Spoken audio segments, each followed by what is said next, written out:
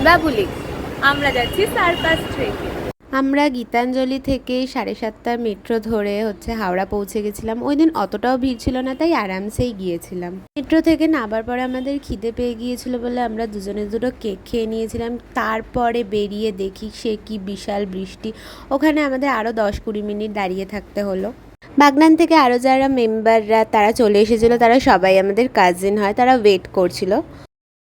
এটা হলো গরিবের শ্রীকান্ত, আমাদের ভাই, এটা ভাইয়ের বন্ধু তালভিন্দার, এটা পোগো, আর এটা হলো নাল্লু কিট্টি, আমাদের ট্রেক লিডার হিলচিলের মালিক।